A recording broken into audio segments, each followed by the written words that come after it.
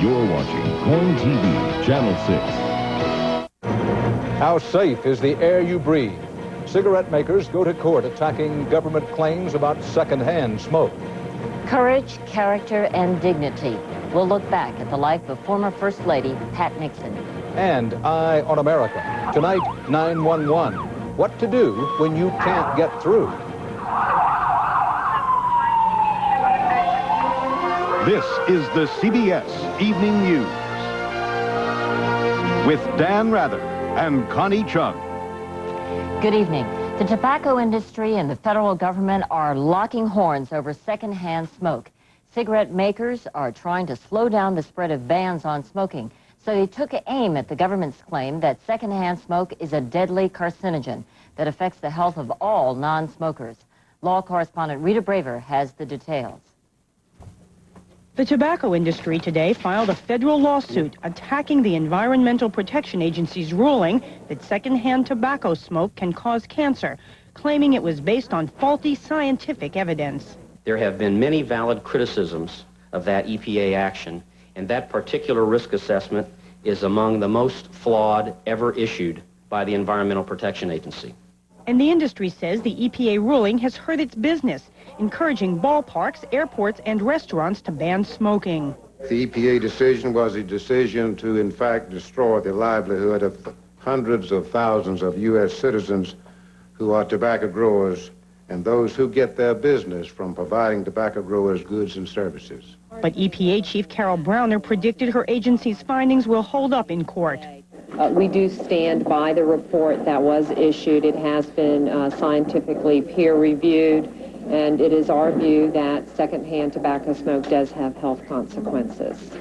And medical experts dispute the industry claim that secondhand smoke does not cause cancer or any other health problems. Intense exposure, a large amount of side stream or passive smoke is a health risk, definitely in the risk of lung cancer and in other respiratory diseases, particularly in children. It could take years for this lawsuit to move through the courts. In the meantime, the tobacco industry will clearly try to use its claims to reverse the trend toward no smoking in public places. Rita Braver, CBS News, Washington. A former cigarette smoker in Washington state came up with a novel way of getting back at the tobacco industry. He sued a cigarette maker for the cost of ending his habit. He sued in small claims court. Correspondent Bill Lagatuda reports on one man's attempt to blame it on the Marlboro Man. 51-year-old Al Deskowitz, like other reformed smokers before him, hoped to make a tobacco company pay damages. But today, like the rest on that long list, Deskowitz failed. Obviously, you're disappointed. What are your feelings? Stunned is more the word. Stunned because Deskowitz thought he had a novel approach. Nicotine, he argued, is addictive, and the Philip Morris Company has never warned smokers. He discovered this in 1989, he said, after reading a Surgeon General's report. He sued the company for $1,154, the cost of kicking his habit. Doctor visits, nicotine patches, a health club membership. But the judge today ruled that Deskowitz waited too long to file his claim. He has also failed to show any diligence whatsoever in the past 20 years in pursuing information about his own health and well-being. There was no ruling on addiction, but the cigarette maker claimed victory anyway. And I think it supports the position that we have taken that addiction has no meaning. You can't use that term. People just simply have abused the term. Cigarette smoking is a habit, and people can stop that habit when they want to. Deskowitz, who testified he learned to smoke from the Marlboro Man, stuck by his guns, that he and other smokers are hooked. You can call whatever you want, but there is a chemical dependency on nicotine. The judge ruled Deskowitz should have come to court within 3 years of discovering his alleged addiction. Deskowitz said in response, he'll try to find a teenager just starting to smoke and persuade him to file a similar claim. Bill Lagatuda, CBS News, Los Angeles. The public never knew it at the time, but former First Lady Pat Nixon was a cigarette smoker who suffered numerous health complications related to her smoking habit. Today, she died of lung cancer at the Nixon family home in New Jersey. She was 81. Pat Nixon spent her adult life right beside one of the most controversial politicians in American history. I've been campaigning with Dick since 1946, and I wouldn't miss it for anything. She was from the old school, when political wives stood in the background and stood by their man. Through Richard Nixon's many rises and falls, she remained steadfast, the silent, uncomplaining partner.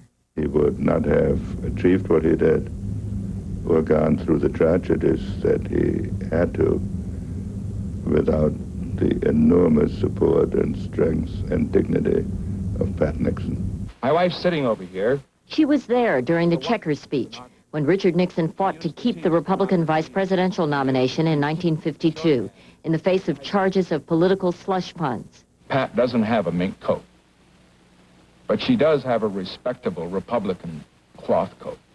And I always tell her that she'd look good in anything. She was at his side in 1958 when his vice presidential limousine was stoned in Venezuela, and when he lost the presidency to John Kennedy in 1960. Pat Nixon remained a quiet presence, staying in the background even for the good times, with rare exceptions. I stay in the wings and don't come out in front too often. I will faithfully execute the office. When Richard Nixon came back big, she handled being First Lady the way she handled everything else. Dignified, stoic. Even during the darkest days of Watergate, which eventually caused her husband to resign the presidency in disgrace. I don't think anyone can ever forget her on that platform in the East Room, and the pain that showed, the tears and the daughters and so forth. Since suffering a stroke in 1976, Mrs. Nixon had bouts of bad health and rarely appeared in public. One of the last was at the opening of the Reagan Library in California 2 years ago. I hope and believe that the Nixon family has the thoughts and prayers of all the American people today. When Pat Nixon died this morning, Richard Nixon was at her bedside. So were her daughters, Julie and Tricia. Pat and Richard Nixon were married 53 years. Yesterday was their wedding anniversary. Straight ahead on tonight's CBS Evening News. Gays in the military. Is Don't Ask, Don't Tell about to become reality? And also tonight, Dr. Bob Arnott on why high-tech and high-cost medical equipment don't always get high marks.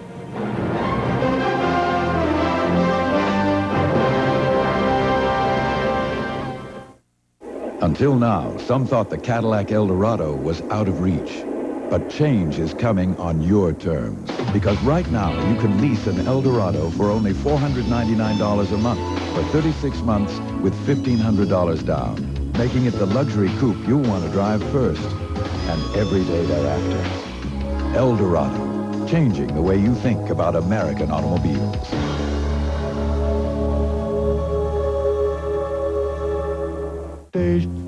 There's a proven winner in mustards in a nationwide taste test.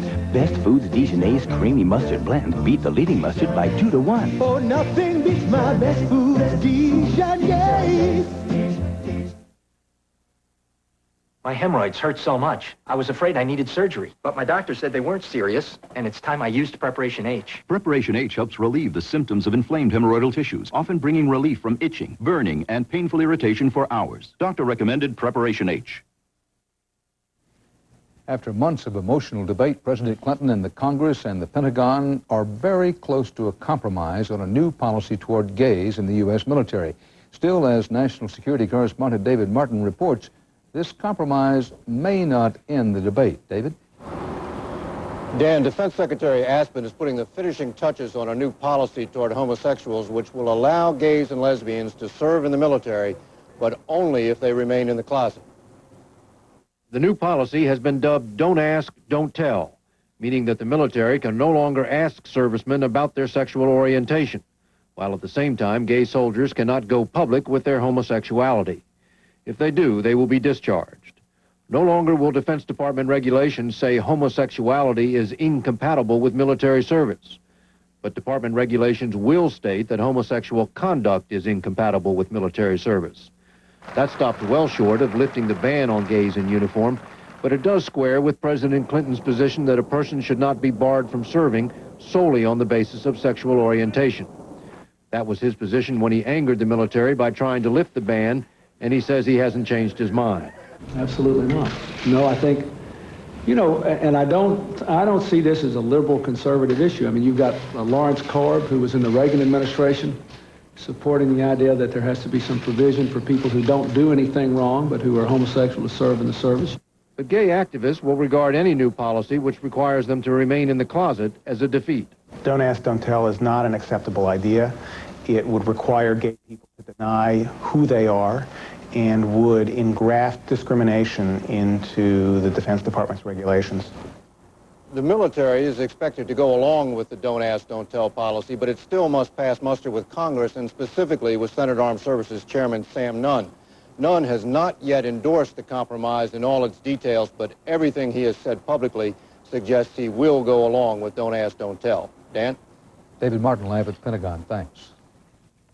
The man who claims to be President Clinton's long-lost older half-brother has impressed the president, but so far only at a distance, only on TV. The two have not met or spoken to each other yet, but the president saw Leon Ritzenthaler in several television interviews. Based on that, Mr. Clinton says Ritzenthaler seems, quote, very appealing and humble.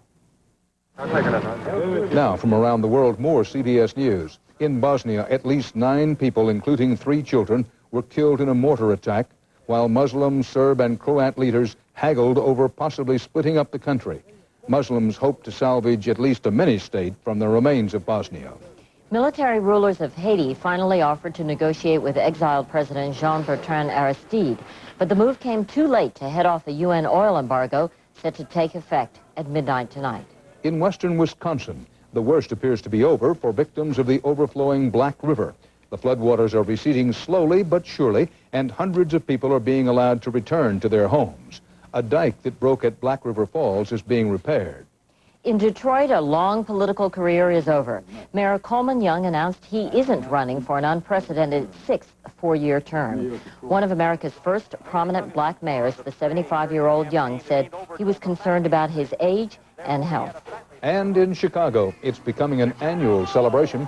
Thousands of happy fans turned out in Grant Park to hail the Chicago Bulls, NBA champions for the 3rd straight year. Stay with us for much more CBS Evening News, including Eye on America. Tonight, 911. For some, it's a lifesaver, but for many, it's becoming a joke.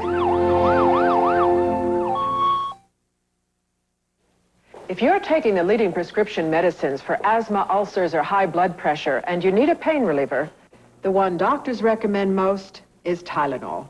Not aspirin, not ibuprofen. Talk to your doctor about Tylenol.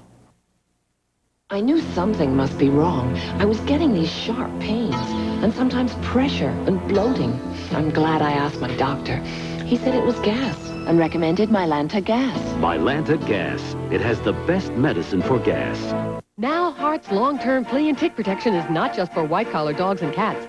Hart's Yummies? The famous Hart's 2-in-1 flea and tick-killing collars now come in fabulous colors. So every dog and cat can feel comfortable with the powerful benefits of Hart's 2-in-1 protection. Protection that works for up to 5 months, wet or dry. Pets are jumping for joy wearing their 2-in-1 colored collars. Just ask any flea or tick. These are drop-dead colors. This is a request from Oldsmobile to Honda. Please don't raise the price of your Accord DX anymore. Because every time you do, we have to change our Achiever commercials. So ixnay with the price increases. All this re-editing is getting expensive. It's your choice.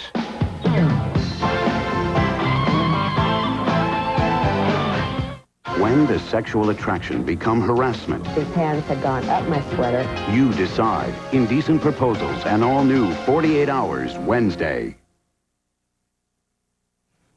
No question about it, America leads the world in advanced medical technology. But is high-tech medicine always the best medicine?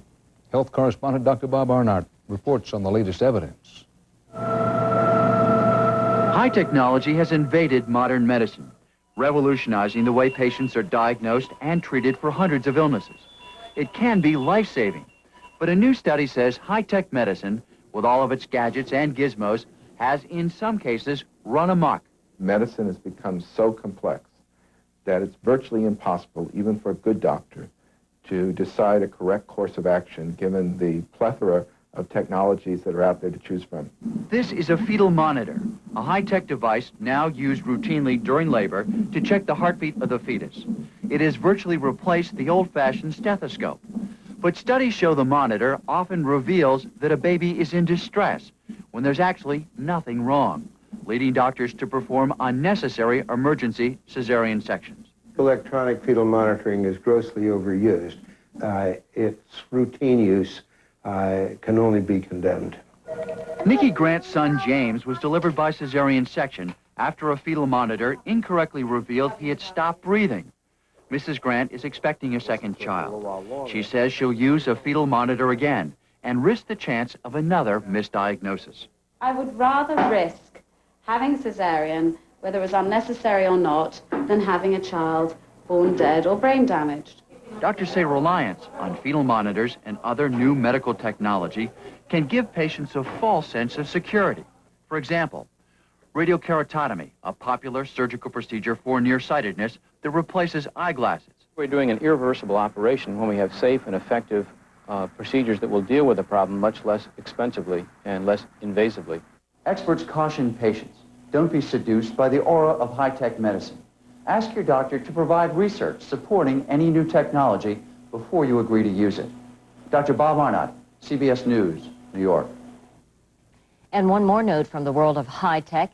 Someday soon, you may not have to reach for the spray to drive away the mosquitoes. Instead, you'll just turn on your radio.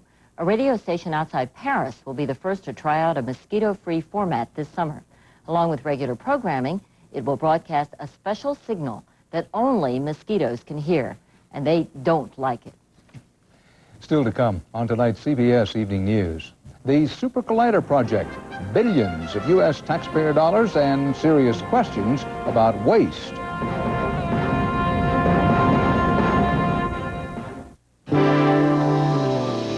You make me feel so young.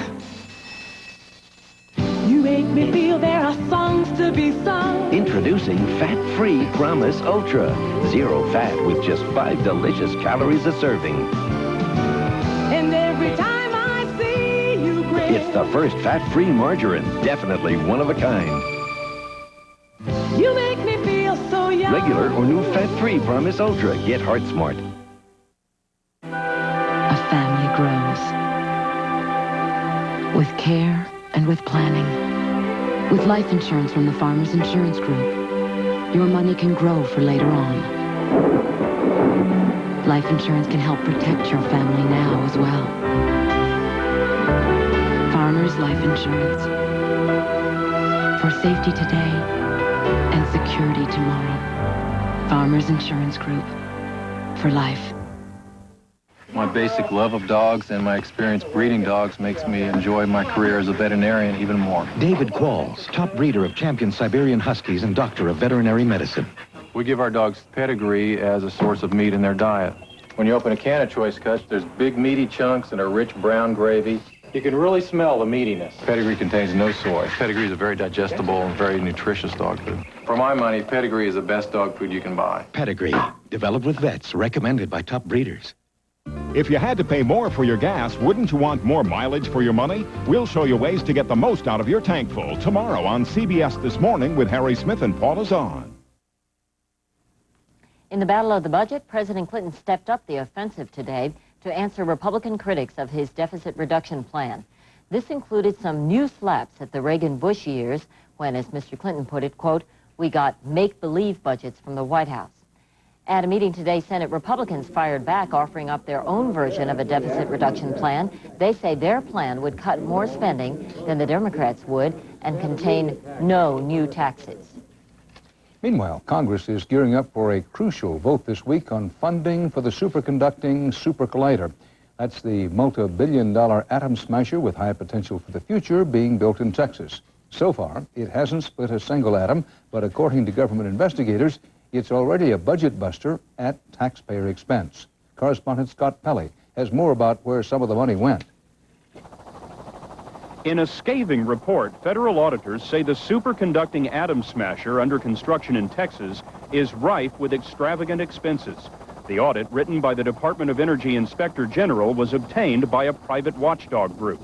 If we are committed to spending over $11 billion of our resources, then it's really important to us to make sure that they're not squandered. Items labeled extravagant include tropical plants for offices, $56,000.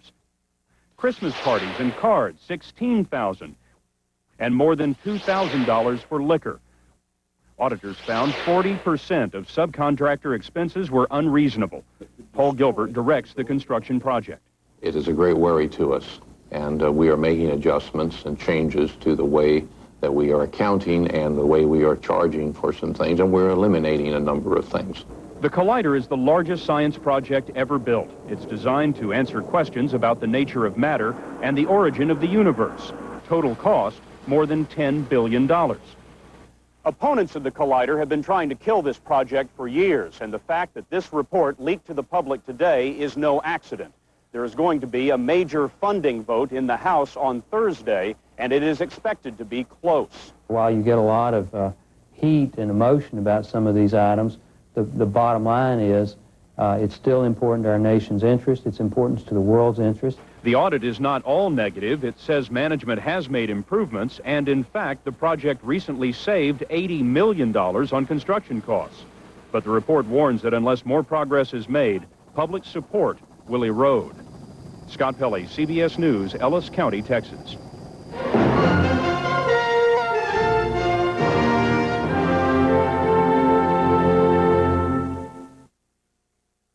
Hi, I'm in this commercial because I'm not an expert on nutrition. Who is? Thank goodness I found Kellogg's Complete Bran Flakes. In this one cereal, I get everything I want. I get whole grain, I get lots of fiber. I get 14 really good vitamins and minerals. Plus, I get beta-carotene. So, how does Kellogg's get all this stuff into one cereal? I don't know. I just eat it. Get Kellogg's Complete Bran Flakes. Everything you want, right here. When I get an asthma attack, I can hardly breathe. And sometimes my chest feels congested, too. For problems like Lori's, there's new Primatene Dual Action tablets with two kinds of relief.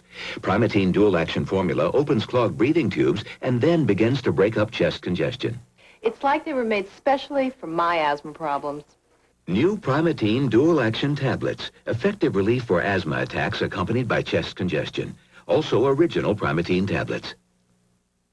Hey, could you guys give the dog a BATH? Milk's got a lot going for you. Hey, Tommy, we're going to give Oscar a bath. Carbohydrate for energy, but it's slim on calories. Let's cut him off! With magnesium for balance, riboflavin for agility, and protein for stamina. Wow! Is he clean already? Milk. It does a body good. It sizzles like summer, and it won't last long. Introducing Red Lobster's Summer Seafood Feast. One of our biggest seafood combinations, just $9.99. With scallops hot off the grill, fried clams, a fish fillet. Plus, you get two kinds of shrimp, succulent scampi and golden fried shrimp. Wow, 5 kinds of seafood for an incredibly low $9.99. So hurry in and feast tonight, because the Summer Seafood Feast ends soon. Only at Red Lobster. 911. Those 3 numbers are supposed to be the way to dial into a community that cares. Neighbors who will rush to your rescue. Everyone in America knows how to dial 911, but more and more people are wondering whether a rescue really is just around the corner. Bob Fall answers the call for tonight's Eye on America. Baltimore County, 911. Yeah, we need an ambulance. There was an accident on Mock Raven Drive. In Baltimore, minutes after an accident report is phoned into this 911 hotline center, emergency medical workers reach the scene where 2 people on a motorcycle crashed into a guardrail. We're going to move you. It's going to hurt, but we've got to do it. You understand? Our response times for EMS average about 4 to 6 minutes, which is very good. That's what this business is all about, is perception. Perceiving that your call is being answered quickly and that help is coming as quickly as possible. And this is how 911 is supposed to work in the country. The bat phone rings in the sheriff's office in Haleyville, Alabama, And Danny Jones responds, helping an elderly man who's fallen into a ditch. Since 911 started in Haleyville 25 years ago, it's come a long way. Big cities like Baltimore have spent millions updating the system. Here, the names and addresses of callers automatically appear on a high-tech computer screen. But just because 3/4 of the population nationwide is covered by 911 doesn't mean the service always works fast or well. Our biggest problem is people just don't know how to tell anybody else to get where they're at. Result, Crystal Howell's late diabetic mother-in-law suffered because the ambulance could not find the back road where she lived. It's sad that people have to suffer just from where they live. You know, there's no reason for that. If Danny Jones thinks he gets headaches making 911 work in 3 Alabama counties, he ought to spend some time on the mean streets of Brooklyn.